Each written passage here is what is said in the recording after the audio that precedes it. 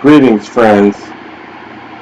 I just want to send you a quick thank you message to all those who have contributed to my GoFundMe campaign and have posted to their social media to help increase the eyeballs and the awareness. First, I called you a friend. What I'd actually like to do is call you family. The reason why, and the reason being, if I can explain, is from the world that I live in, and from my perspective, there's only one race on this planet if you're in a human body. It's called the human race. Okay? Everything else, if you're African American like I am, if you're Caucasian, Native American, Asian, Pacific Islander, Latin, Mexican, whatever nationality that you are, those are not races from my perspective. They are ethnicities.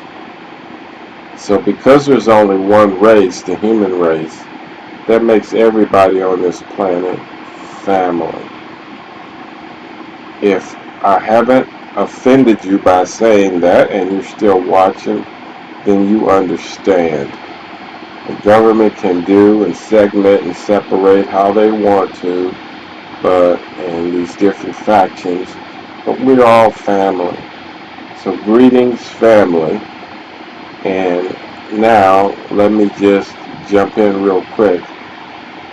We started out really good on the GoFundMe campaign, A Generous Hand. And when I created that title, I understood what I needed was kindness and a generous hand from people, and that's why that title. And so, first of all, I just want to thank everybody who supported me.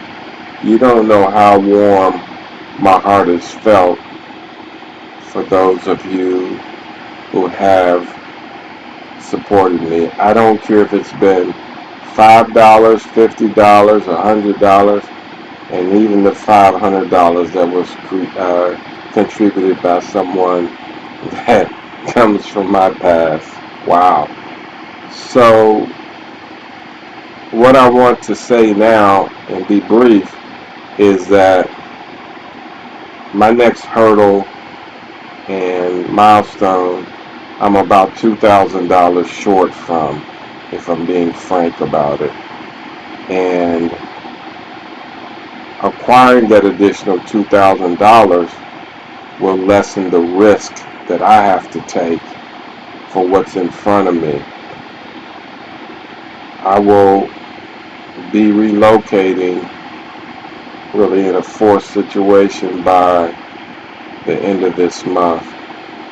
And 2 weeks from now, one day less, yesterday would have been 2 weeks straight up, that I need to go to my destination, which is likely North Carolina, where I have support. Where I'm at now, I have no support once I leave the premises that I'm in. But once I get to Carolina, I have some support. I also used to live in North Carolina, and so I look forward to the opportunity to be back there. But once I hit the ground, then the caseworker will reactivate my application to provide me a affordable housing voucher. We don't know how long that's going to take. No place that you can get a qualify for, which I will, an affordable housing voucher, is just a question of where you at on the list, how backed up they are, and how long it takes. You don't know. And so that's kind of the challenge. If they could say, well, we got you and you're going to be in 3 weeks or 3 months, whatever, then you have a better understanding of what you're up against. I have to figure out how to exist and sustain until that kicks in. Now, let me be frank with you. My goal isn't to continue to be on government assistance. I'm working on some things that will hopefully put me back in the bracket where I no longer need government assistance. I'm not the kind of person who would have ever wanted that, but it just so happened that after my health degraded out of nowhere and I had a massive stroke, what they call a hemorrhagic brain bleed, and was told I shouldn't be alive, and other things happened that compounded that. I couldn't work. I had a thriving technology company and was doing extremely well.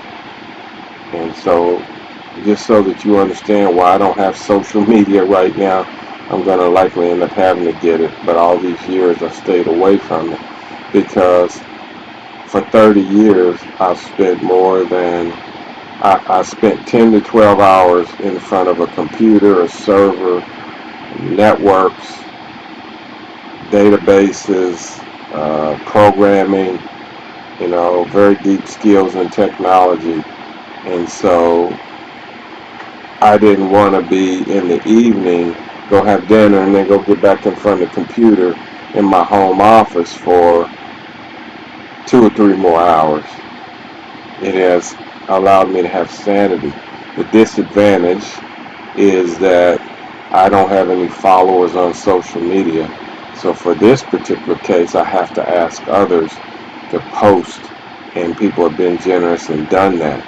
If you haven't posted yet, I really would thank you for posting a link. If you have posted in the past, I would ask you to repost so that we get more eyeballs, because that's all it's about. For me to get this over this next $2,000 hurdle, it's just going to require more eyeballs, and it's what GoFundMe is emailing me about, like you're doing good, but you got to continue to get more eyeballs to keep this thing going. So ask people to recontribute, to repost, whatever. So if you repost, if you already have, I appreciate it. If you haven't posted on your social media, in advance, I thank you. And then the second thing is, if you're in a financial position where you can make another contribution, I would really appreciate that. I know it's a big ask for some of you, but it's just kind of where I'm at, because what that's going to do, obviously, as you already know, it's going to accelerate things. I'll very quickly, based on all of you who have already contributed, I'll very quickly hit that next milestone of the additional $2,000. And the impact of that is going to lessen the risk that I have to take. It's going to release the stress that my kids are under, worrying about their dad, their pops, their papa, of whether he's going to be homeless or not. I mean, this is not child's play. This is real. And I'm going to fight and do everything I can. But there's just a reality that's in front of me. I don't have the bank accounts that I used to have. I don't have any. If I get a small check from the government right this moment, and that's the reality. It doesn't feel good. I don't like it. I don't like being dependent. But, those who want to take away Medicare and Medicaid and Social Security, a whole lot of us will die, literally. That's just the bottom line. I'm not no kerfuffle. It's just real.